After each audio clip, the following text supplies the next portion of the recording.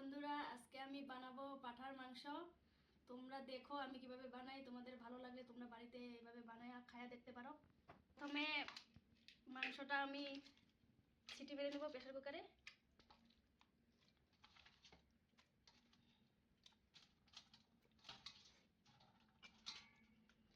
এখানে দিয়ে দিব লবণ, হালকা লবণ,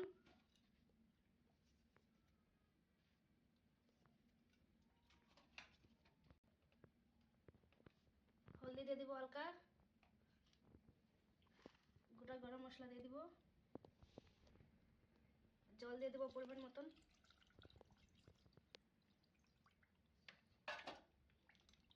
5 থেকে 6 সিটি মেরে নিব।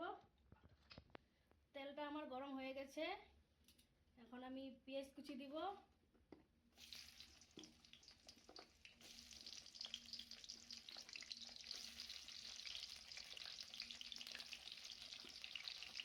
কয়েকটা গোটা রসুন দিব,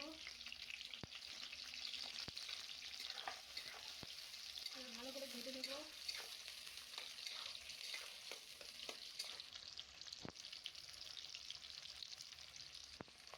আমি ওইদিকে প্রেসার কুকারে মাংসটা চড়িয়ে দিয়েছি।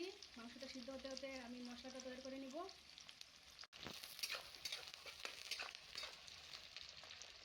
পেঁয়াজটা আমার ভাজা হয়ে গেছে লাল লাল করে। এখন টমেটো কুচি দিয়ে দেবো।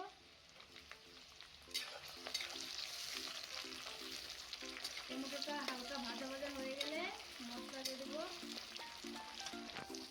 তোমরা দেখতে পাচ্ছ পেঁয়াজটা আমি অল্প বড় বড় করে রেখেছি। এরকম করে বানায় খায়া দেখতে পারো, অনেক ভালো লাগে। পেঁয়াজটা আমার ভাজা হয়ে গেছে, এখন মশলা দিয়ে দেবো। এখানে আছে রসুন বাটা, জিরা বাটা, আদা বাটা, শুকনো লঙ্কা বাটা,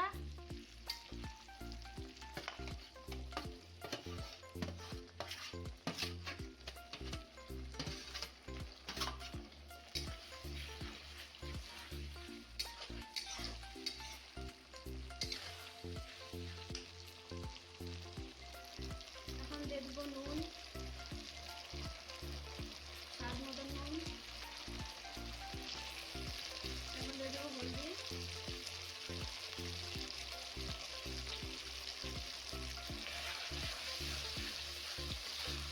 ভালো করে কষাবো। এখন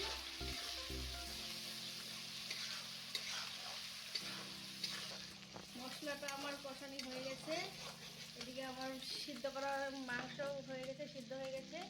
এখন আমি ঢেলে দিব।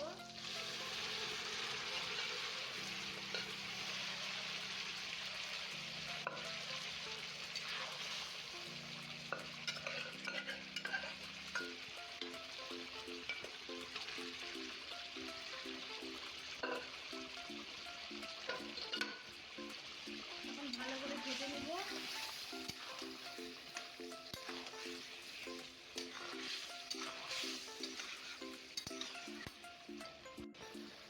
উপর জল রয়েছিল, তার জন্য ঢাকা দিয়ে দিব। ঢাকনাটা খুলে নিলাম। দেখতে পাচ্ছ হয়ে গেছে আমার মাংস।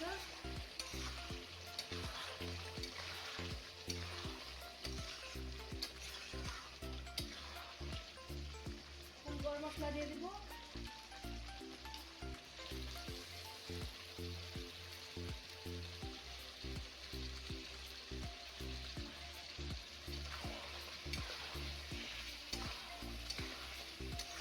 গরম মশলা দিয়ে দিচ্ছি। এখন দিয়ে দেবো ধনিয়া পাতা। দেখতে পাচ্ছ আমি কেটে রেখেছিলাম।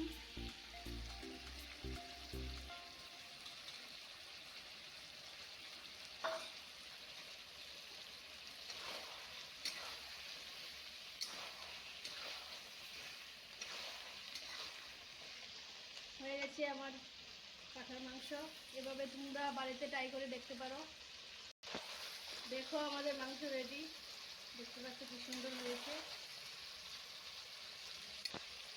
এখন আমি নামিয়ে নিব। আমার মাংস রেডি হয়ে গেছে। আমি এখন নামিয়ে নিব। নামিয়ে তোমাদেরকে দেখাবো মাংসের কালারটা কেমন হয়েছে।